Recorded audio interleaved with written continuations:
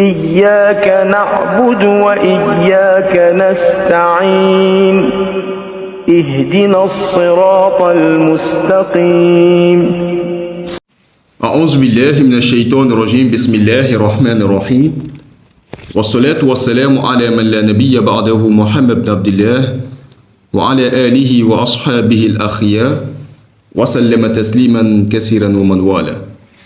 Au nom d'Allah, le tout miséricordieux, le très miséricordieux, louange à Allah, Seigneur de l'univers, celui qui nous a permis de nous réunir une fois de plus pour faire l'exégèse du Coran, tafsir le Coran.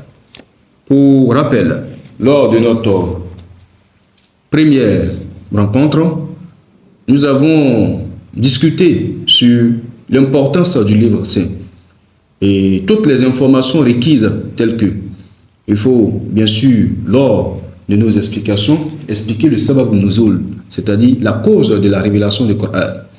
Il faudrait expliquer également makiyun ou madaniyun, c'est-à-dire est-ce que cette sourate là ou encore ce verset est makiyatun ou madaniyatun, c'est-à-dire est-ce que c'est descendu avant l'Égypte, c'est-à-dire à la Mecque, ou madaniyatun après l'Égypte, c'est-à-dire à Médine.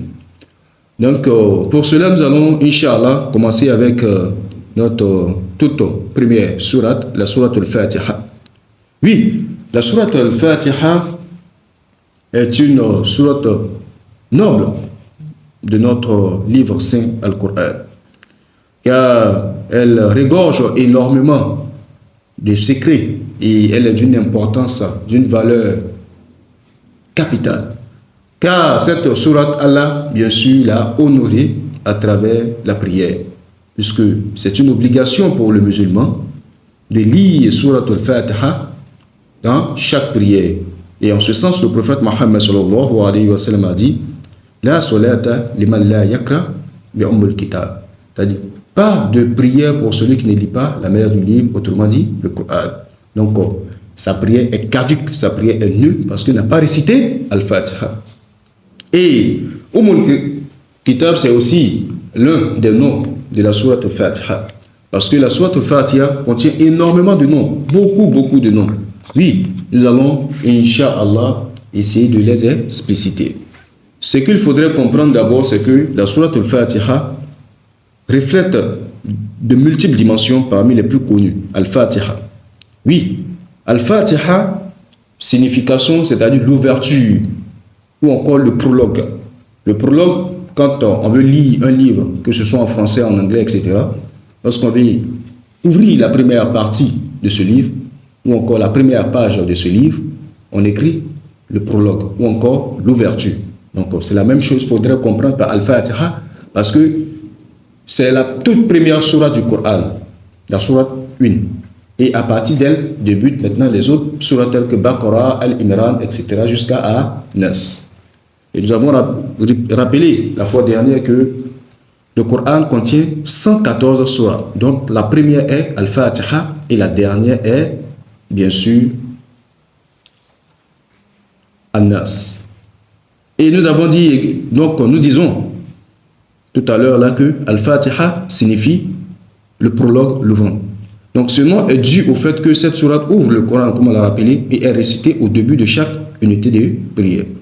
Donc ce nom également est mentionné dans de nombreux ouvrages de tafsir, tels que tafsir de Ibn Kathir, tafsir de At-Tabari et bien d'autres encore. Et le deuxième nom, autant pour moi, le deuxième nom d'Al-Fatiha est aussi Ummul Kitab. Oui, Ummul Kitab, la mère du livre. Ce nom souligne l'importance de cette sourate car elle contient les principes fondamentaux du Coran. D'après Ibn al-Qayyim, rahimallahu ta'ala, qui est l'un des grands savants en islam, dit Allah a résumé tout le Coran dans Fatiha. Donc, raison pour laquelle on l'appelle Ummul Kitab, la mère du livre. Et c'est aussi un hadith mentionné par le prophète, comme on l'a rappelé tout à l'heure, La salata liman la yakra bi ummil kitab. Il n'y a pas de prière pour celui qui, bien sûr, ne lit pas la mère du livre. Et Al-Fatiha est aussi appelé As-Sab'an Mathani. As-Sab'an Mathani. As-Sab'an Mathani. C'est-à-dire les 7 versets répétés. Les 7 versets répétés. Pourquoi? Parce que Allah nous dit, bien sûr, ce nom fait référence aux 7 versets de la sourate qui sont répétés dans chaque unité de prière. Alhamdulillahi Rabbil Alamin, Ar-Rahman Ar-Rahim, Maliki Yawm Jiska, Gayril Magdubi Alayhim, Wala-Dallin. Quand on compte le nombre de versets, c'est 7. Par exemple, là, quand on dit les 7 répétés. Les 7 répétés parce que nous les répétons tout le temps dans nos prières. Voilà. Donc, Allah aussi a mentionné cela dans Surat Al-Hijr, verset 87. Et il dit en ce sens, وَلَقَدْ آتَيْنَاكَ سَبْعًا مِنَ الْمَثَانِ وَالْقُرْآنِ الْعَظِيمِ. Certes, nous avons, bien sûr, nous t'avons donné ces 7 versets répétés et le Coran glorieux. Fin de citation. Donc, nous pouvons comprendre également que Allah mentionne que Al-Fatiha sont bien sûr les 7 versets répétés. Al-Fatiha est également Qur'an, est aussi appelé Qur'an, ce qui signifie la mère du Coran. Ce nom est similaire bien sûr à Kitab, mais il met en avant le rôle central de cette sourate dans le Coran, parce qu'elle est utilisée pour beaucoup de choses. Et il faut comprendre également que la sourate Al-Fatiha est appelée également Al-Hamd. Al-Hamd, la louange. Parce que cela n'est pas un secret de polichinelle pour quelqu'un. Lorsqu'on commence Al-Fatiha, qu'est-ce qu'on dit? Alhamdulillahi Rabbil Alamin. Donc la louange, Al-Hamd. Donc ce nom est dû au fait que la sourate commence par Al-Hamd. Alhamdulillahi Rabbil Alamin. Donc ce verset a été mentionné également par Al-Qurtubi dans son livre. Et la sourate Al-Fatiha est également appelée Ash-Shifa. Ash-Shifa, la guérison. Oui, Ash-Shifa, la guérison. Parce que ce nom est dû au fait que la sourate est considérée comme une guérison pour les cœurs et les corps, chez bien sûr les rakis, ceux qui font la ruqya. Donc, comme nous n'avons pas la maîtrise de ce domaine-là, donc on va laisser bien sûr la latitude aux rakis de s'expliquer sur cela. Parce que Ash-Shifa, ils utilisent également la Fatiha pour soigner les malades, les gens qui sont atteints peut-être des maladies spirituelles, etc., etc. En ce sens, le prophète Mohammed sallallahu alayhi wa sallam a dit, hadith rapporté par Al-Bayhaqi, Al-Fatiha est une guérison pour toute maladie. Al-Fatiha est une guérison pour toute maladie. Donc, nous pouvons même réciter cela dans l'eau et puis boire, alhamdulillah, et Allah va faire passer le mal. Et Al-Fatiha, elle, bel et bien, signifie, ou encore, on peut l'appeler également Ar-Ruqiyya. Ar-Ruqiyya, c'est-à-dire la protection. Pourquoi? Parce que ce nom est dû au fait que la sourate est utilisée comme une protection contre le mal et les mauvais esprits. Parce que le prophète Mohammed sallallahu alayhi wa sallam a dit, Al-Fatiha est une protection également. Hadith rapporté par Bukhari et Muslim. Donc, il est d'une importance capitale de comprendre que Al-Fatiha, au-delà de sa dimension spirituelle, regorge beaucoup de noms que Allah lui-même a bien sûr cités. Et en ce qui concerne la cause des révélations, Asbab al-Nuzul, c'est-à-dire en quoi ou encore comment est-ce que la sourate est descendue, Al-Fatiha est descendue, ou encore comment est-ce qu'elle a été révélée. Les grands savants du Coran, concernant la cause de la révélation, Asbab al-Nuzul, de la sourate Al-Fatiha, en citant les ouvrages, ont divergé. Lui, d'abord Ibn Kathir, dans son livre intitulé Tafsir Ibn Kathir. Ce libricisme savant mentionne que la sourate Al-Fatiha est une sourate mécoise, c'est-à-dire elle est descendue, elle a été révélée avant l'hégire, c'est-à-dire à la Mecque, et qu'elle a été révélée pour enseigner aux musulmans comment louer Allah et lui demander guidance. Il cite le hadith de Abu Huraira qu'Allah l'agrée rapporté dans son Sahih Muslim, où le prophète sallallahu alayhi wa sallam a dit, j'ai divisé, c'est-à-dire le prophète a dit que Allah a dit, parce que c'est un hadith qudsi, c'est-à-dire qu'il n'est pas passé directement par l'ange Jibril, qui est venu directement au prophète Mohammed sallallahu alayhi wa sallam. Il dit, j'ai divisé la prière entre moi et mon serviteur en deux parties.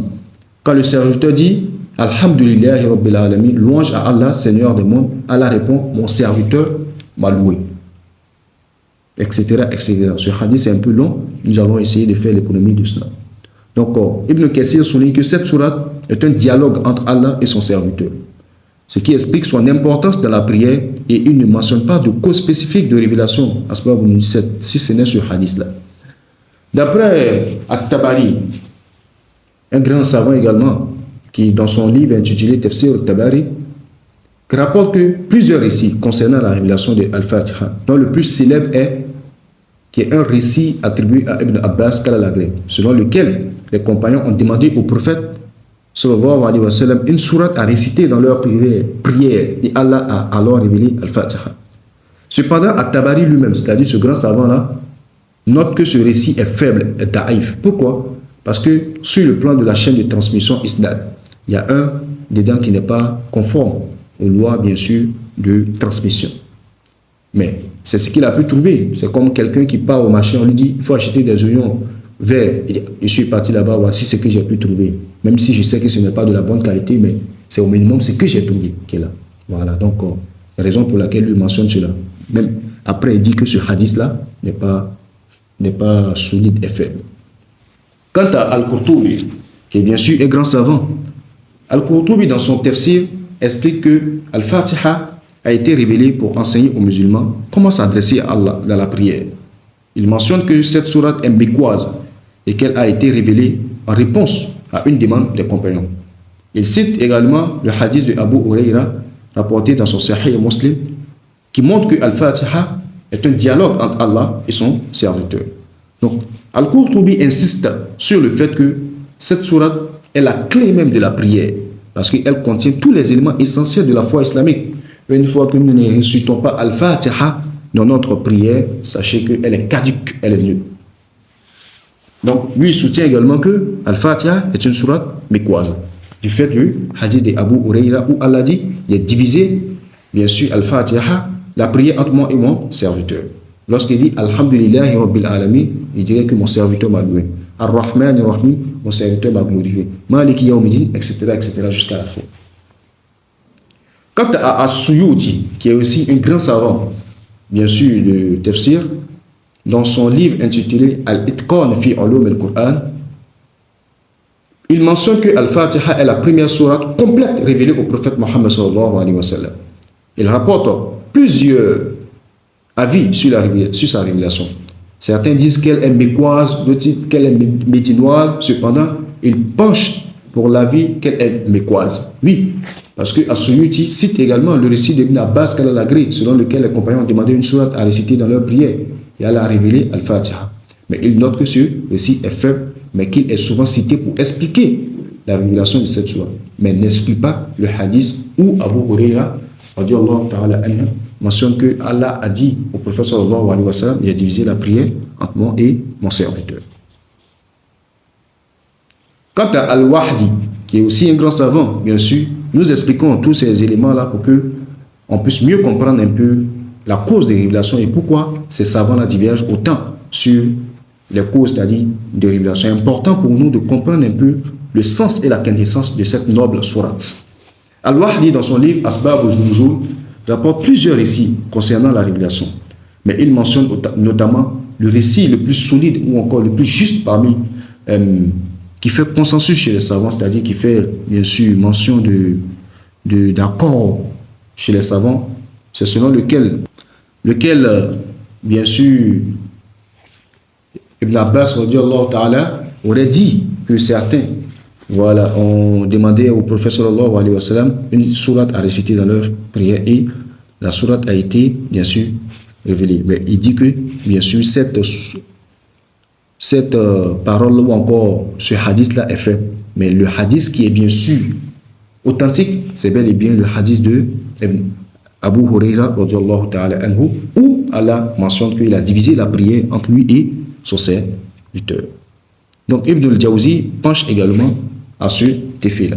Chers frères et sœurs, donc comprenons que la majorité des savants sont d'avis que la sourate Al-Fatiha est une sourate mécoise et qu'elle a été révélée pour enseigner aux musulmans comment louer Allah et lui demander guidance. Il s'appuie sur les points suivants.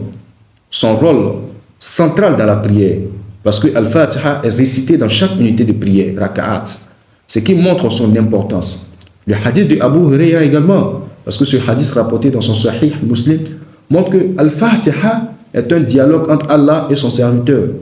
Et par-dessus tout, il faudrait comprendre aussi que l'absence de cause spécifique de révélation asbab nuzul.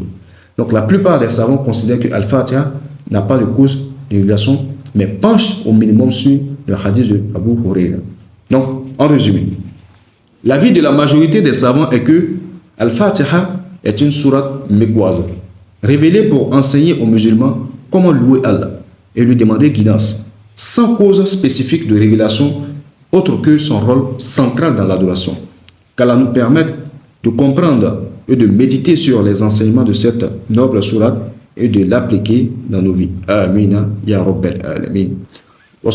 Qu'Allah bénisse la Côte d'Ivoire, qu'Allah bénisse nos dirigeants, qu'Allah bénisse l'ensemble de tout un chacun de nous à faire avancer la Côte d'Ivoire vers de nouvelles horizons. Wa sallallahu ala sayyidina wa maulana Abdillah wa ala alihi wa ashabihi al-akhyar wa sallama tasliman kaseeran wa man wala. Assalamu alaikum wa rahmatullahi wa barakatuhu.